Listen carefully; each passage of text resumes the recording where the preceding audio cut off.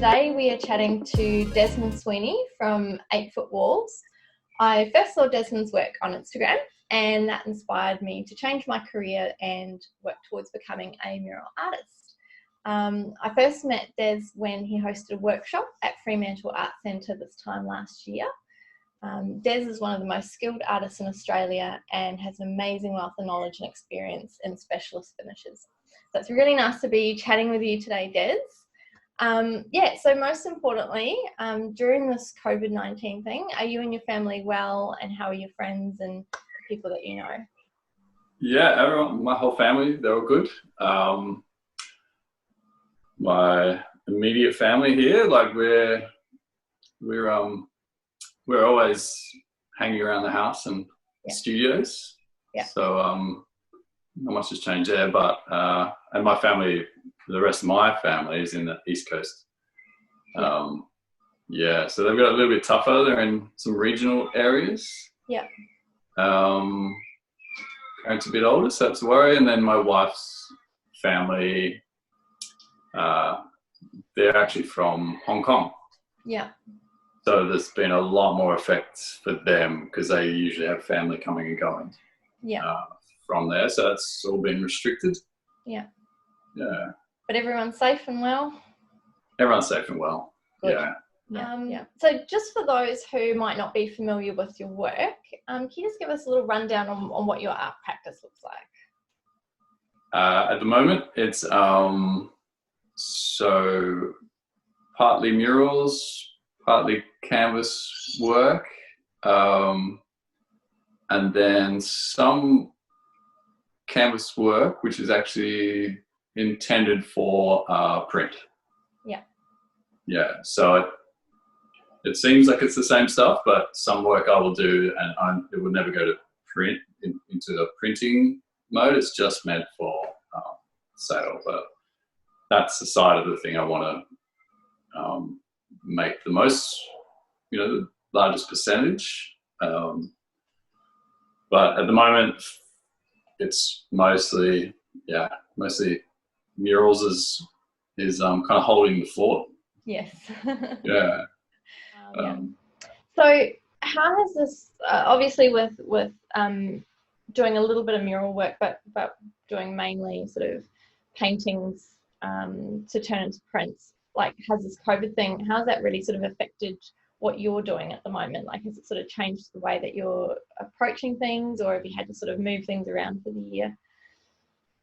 So I was teaching at the Fremantle Arts Centre.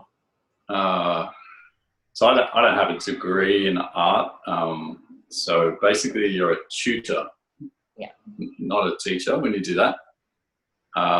So I teach life drawing, I tutor life drawing. Sometimes I do photo finishes, which was a class that was a weekend workshop. General painting, where it's like a studio practice, and I wander around and look after. Everyone generally has the same problems, so it's nice they're in a group and you go around and help them out. So with that teaching, that sort of over the last 2 years set up a structure where every 3 months I would have every 2 months I would have a 1 month break in the teaching. Yeah. And I would schedule in my murals then. So whenever I was talking to a client, I would say, they would say, well, when are you free? And usually it used to be like, well, I'm free anytime. Yeah. I'll just put down my brushes here and pick up them over there. Yeah. But I've sort of found people actually like to hear that you're busy and that they have to book in something. So that sort of changed, and it was already set up that I had a teaching term, so I had nothing booked in till I had something in April and something in July, and I'd just done something in January. So the July one's probably postponed in Sydney due to not being able to regional travel. Yeah. And I offered them so I always get a deposit, so I offered that back. Usually it's non-refundable, and that deposit covers design. and they said, no, please, we want to stay in your queue. Mm. And there's no big queue now, but they're in it there somewhere. Yeah. So the print side of things it's basically stayed the same. So all the work we've done so my wife, Dee, so she looks after the orders and she promotes it on her Instagram. So she's still been packaging the same amount of orders going out. That didn't change much, and we'd just gotten a big order not a big order from people, but we ordered some canvas prints in, so they were ready to go. Yeah. And then I actually got another mural commission probably 2 weeks into the COVID, which I've started now. I'm working on it this week. Yeah. And the other thing, every now and then I do take on a commission, but they're very,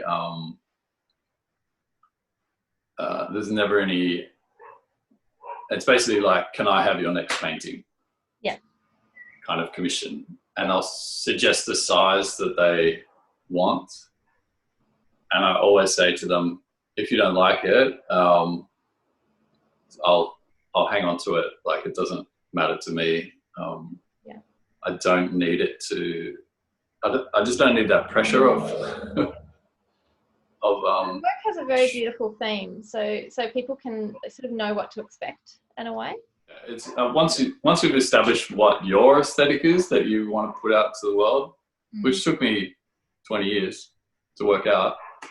Once that's it takes ages. I need to find it today, and I need to know exactly who I am and exactly what I'm saying and how I'm going to say it and present it. And I feel like I've sort of got my belief system and structure about what message I want to be saying, but how to get there is quite a different thing. And I'm glad to hear that it's not something that happens overnight. Yeah, I think it depends on how you came into this world. Or your current situation. Like, I started art school 25 years ago. 1994, I started at a TAFE course in New South Wales, and I dropped out after 6 months because I was very disillusioned. Right. With that, where I was heading, I had no artists around me. The community I was in wasn't really art space. It was very maybe decorative arts. Very different thing. And I saw some there's 3 dive shops up in Exmouth. Oh yeah. I lived up there for 9 months, and I was like working on a pearl farm as a deckhand and labouring, and I lived in a caravan. Awesome. And surfing off the reef at Ningaloo Reef in the summer. And then a cyclone came along and blew up my caravan in Exmouth. Oh, wow. Just like blew the walls off. There was only my mate rang me up and he said, like 3 days later when they got communication again, and he said, "You're the proud owner of a car trailer." Oh no! All that was left was wheels and a platform. Wow. With the kitchen table screwed down in the middle. Wow. So that kind of set the path for. I looked that week. I found that sign writing, sign painting. In those days, the apprenticeship taught airbrushing. Oh, cool. Right, so, and it was the only place you could learn airbrushing. So I went, ended up at TAFE, and I faked my way in there. I said I had an employer, and I was an apprentice. Yeah. And I fudged the papers, and for 6 months they didn't know that I wasn't. So I'd started my own business basically. Hand painting the signs for the local shops and that sort of thing. And after all, one of the teachers came up to me. He said, there's a job going near you. I was wondering if you were interested." Yeah. And he'd sort of worked it out because they tried to work out what shop I was at. And anyway, so that lasted my apprenticeship. So I was sign painting and I was doing murals in restaurants. Awesome. And then hand painting the signs. So it's kind of 2000. yeah, around 99, 2000. Yeah. So I learned to paint, sign paint, airbrush, hand paint murals, and then I ended up running my own airbrush studio. So there's a school in Melbourne I learned at. Yeah. And then I ended up airbrushing hats in like a Westfield shopping centre, and I'd do like 30 a day, like with writing and artwork. Yes. So I got really fast with the airbrush, and then I was doing photorealistic portraiture with the airbrush on paper and selling those. And then I was airbrushing portraits for people, airbrushing surfboards, and then I ended up as a custom painter for Harley Davidsons and motorbikes. Oh wow, what a cool. And but then I sort of realized that my clientele was changing. Quite different. Yeah. And the same artwork I would do on a surfboard for $250. The exact same amount of work on a motorbike was $2,500. Yeah. But I didn't want to do that. I went to the UK. I worked in the theatre, and then I saw the sets being made. Yes. Yeah. So I worked there for 9 months doing all the lighting and setting up the stage, and the people you see come on, stagehands all dressed in black and moving the sets around. Yeah. So I did that in London. And so when I came back to Sydney, I was like, I wanted to make these sets and learn these textures and the painting, because I was doing touch-ups as I set them up. So I ended up getting a job at the opera, so Opera House, Sydney Opera House, where the Opera Australia, they build the sets and paint the sets and build the props and paint the props. Yeah. So I ended up getting a job there, and I was there for 5 years. And then in that 5 years, I was teaching at NIDA.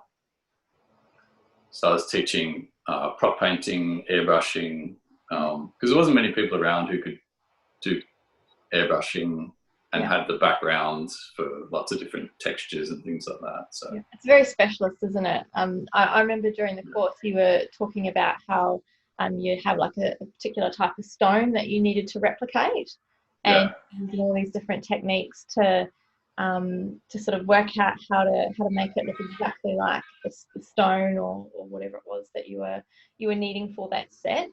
What an amazing job! It must have been a really interesting, super learning period to learn how to make these amazing set props. Yeah.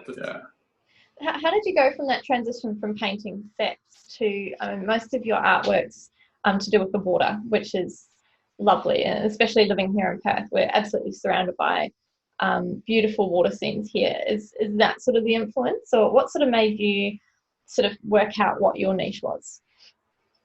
So I've done quite a few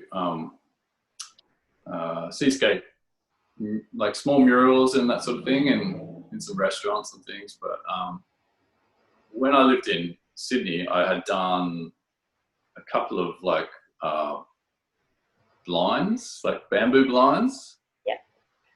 And so when we moved to Perth, I had that in the back of my head that I kind of liked that thing. It was kind of like painting a prop for the sets, and it was, those props were like something that had been found, like whoever was in that set, like the character in that stage play performance had collected these things. So you're trying to recreate what say some French botanist had collected on his travels through Hawaii and that sort of thing, and they'd found these artifacts. So doing those blinds was me making the artifact that I wanted to find one day. But because I'm a surfer, like there's no real, you can find some Hawaiian stuff, maybe some Indonesian. I just wanted to be the maker of something someone might find in 100 years.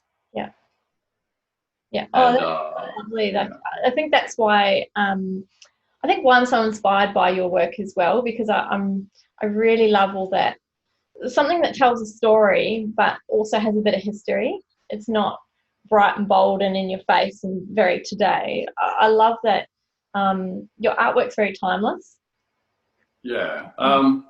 Thank you. So, I mean, it came from, so we were looking at moving to Perth because we had two little girls. And so we looked at a house over here. My wife's parents live near 10 minutes away from where we are now, near Fremantle. And we came here to Perth for my sister-in-law's 40th, and then we went to Bali for my wife's work. And then we were going to basically fly back to Sydney, pack up our house and move over because in the travel we had organised to buy the house over here.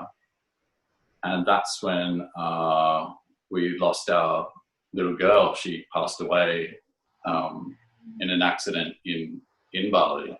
Oh, wow. I'm so sorry. So our whole world was basically turned upside down. We lost our little girl. She was our firstborn, Kawa. Yeah. And yeah, okay. Yeah, so it's been pretty much 3 years now. Yeah. So she was she had basically, I'd gotten to my late 30s. I'm 44 now, and she changed my life, and it sort of made me wanted to look at who I wanted. When she turned 20, I wanted her to know that her dad had been doing this stuff, and that was part of her identity, to show her that she had the freedom to do whatever she wanted, and that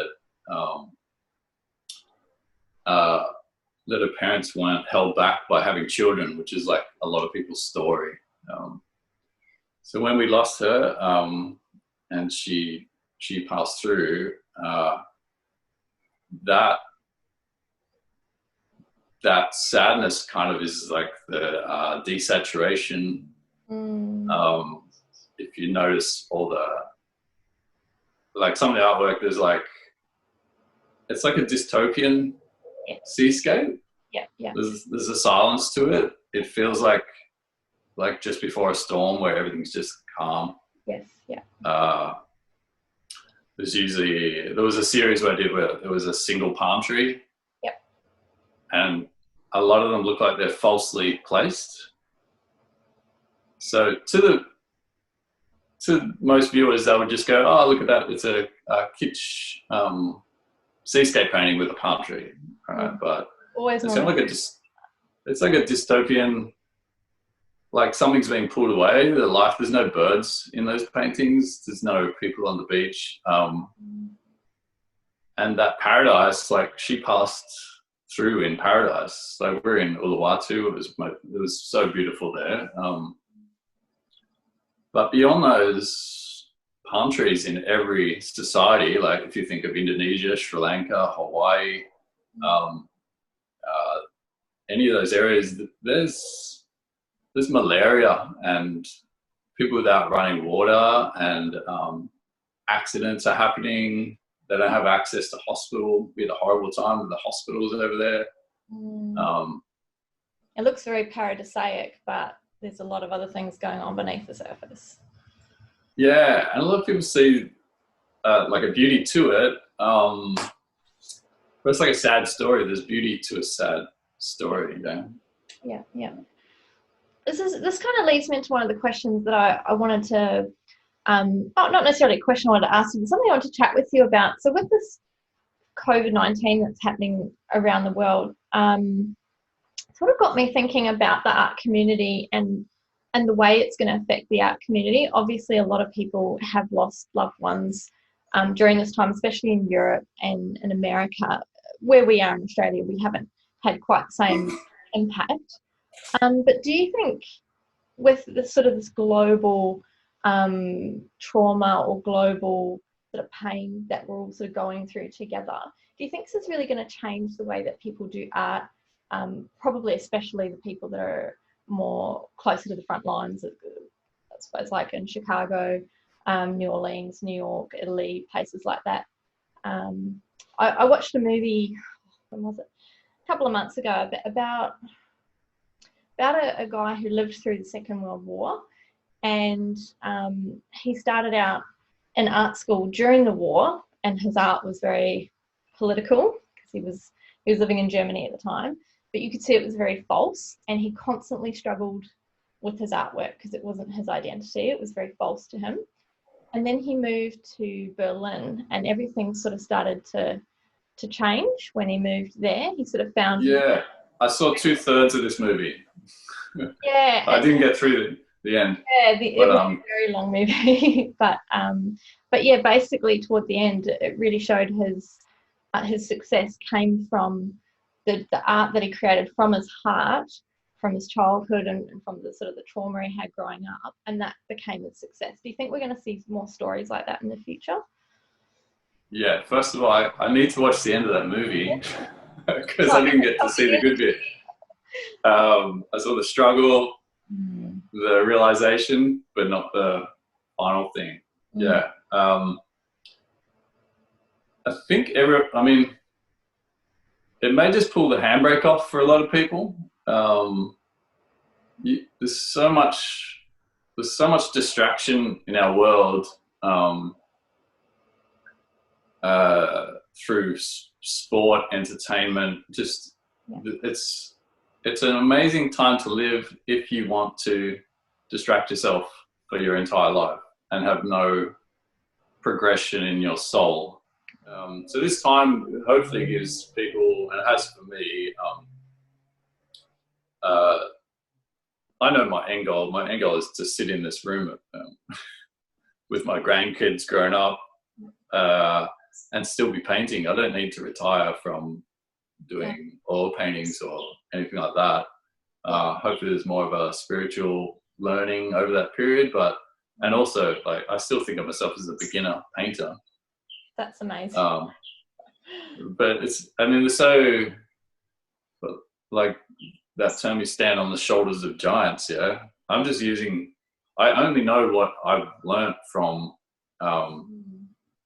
a lot of like YouTube videos and books, and I've done a couple of workshops, but we're basically like, I still feel like I've just left that little platform. Yeah.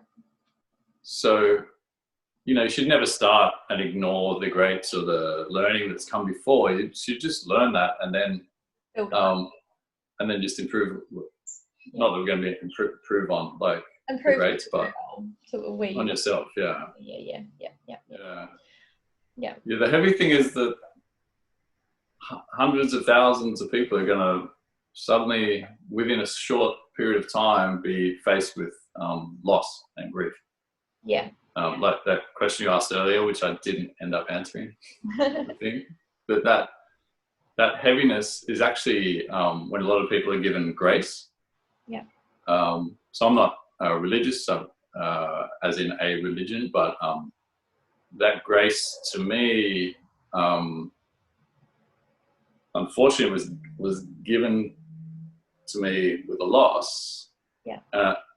The grace is like, now you see the beauty in small moments much more clearer, and any other, like the fact that you would, your emotions are like, oh, I wish it was me. That other person had so much more life to give.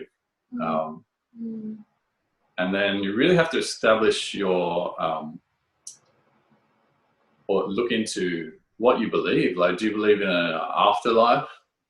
What's your soul journey? Why am I here? Like, and as far as I can work out, it's just love. Yeah, that's right. Yeah, and love conquers all in a way. Love can be very healing, and I've also been through nothing like what you've been through, obviously, but I've had PTSD when I was sort of in my early 20s for a long time, and I was shut up inside for a long time. I didn't want to leave the house, and everything felt too hard. And I felt what got me to the other side of that was like love and forgiveness, and not just trying to protect myself from everything, but actually go out there and live life and live it openly, and be generous with my love, not just like, well, I don't like that person, or not into that way of thinking or whatever, but actually just love everybody can be quite transformative for yourself as well. Yeah, Yeah, and I think that, don't take anything personally, and knowing that resenting, so you can have a moment of forgiveness or a lifetime of resentment, and the second one will eat you up inside. It's so much harder to forgive, but in the end, it's much more beneficial. So. Yeah. So when I was working at the opera, because it was like I worked there 5 days, then 4 days, then dropped down. And by the time I was 40, I'd basically dropped down. I was like, I'm going to quit at 40, I told the boss. And since that time, that little transition, my wife and I basically said, our time is equal. It's not what we're doing now, which is, say someone's earning more money, the other person's not. That person doesn't deserve to have more time, because the other person still holds potential. Yeah. And that potential has to be realized. So at the start, we were like, oh, okay, you go for it for a year, and then we'll switch over. Yeah. But it just puts, basically pulling on the handbrake for that one person who's then in full care. So since we had children, we have shared time responsibility. But as soon as the COVID thing happened and I wasn't teaching, we split our day into basically, this is how our day goes. My wife actually gets up an hour earlier than me. She'll go for a run at the beach or meditate. And then at 8 o'clock, we'll get together and then go either walk straight out from our place. With my little daughter, she'll go on the scooter, and then baby in the pram. So for that 8 till 9, we basically exercise. I try and squeeze the exercise past the coffee shop. Yeah. And then at 9 o'clock, so my wife does 9 to 1, and then I do 1 till 5. And there's 4 hours, 5 days a week. And then the weekends we share time in the garden. So it's a lot more sort of clear cut. Well, my wife doesn't really do much gardening, so she goes and does some more work. But the general thing is that shared co-parenting is so valuable for each person's just to be able to create goals and really keep the focus on those goals. Yeah. But the thing is, like most modern families, like that means that I do 20 hours work and then my wife gets 20 hours. So that 40-hour dream is not actually available to us. Yeah. The grandparents aren't around too much. So, and my daughter, she just started 2 or 3 days each week at kindy. Yeah. So then she was home. So then it was, that's probably the main thing that affected us straight away, and me not teaching. But we're getting the same stuff done in those 4 hours as you would in 8 hours. Yeah. Because you don't have a choice. Yeah. Awesome. I might have to leave it there, but it was lovely to chat to you, Des. You too. That you guys are all well. Yeah. Oh, thanks. I look forward to seeing the rest of the interviews. Yeah. It was funny. I asked quite a lot of people in the hopes that maybe 20% might want to do it, because I think these conversations are really important with what's going on at the moment. A lot of people I've spoken to, some people are like, well, it's going to be over in a few months, everything's going to be back to normal, and other people are like, this is never going to end, the whole world's going to change, it's all downhill from here. And so, like, people I talk to have got some really conflicting opinions, and it really got me thinking about, especially the creative community, how we can move forward from this in a positive light. And I think the more people that we talk to, the more different ideas that we get, and we just really sort of combine those, we might be able to take something away that can help us move forward personally in a more positive direction. So Yeah, that's what I'm trying to do. But yeah, like I asked a whole heap of people and everyone said yes. So whole 100%. So I was like, oh wow, okay, I'm going to be quite busy for a little while. Yeah, all right. So that's cool. All right, thanks, Sarah. Yes, I really appreciate it. And yeah, hope you and your family stay well during the whole thing. And you too. Yeah. Alrighty, see ya. All right, see you later. Bye.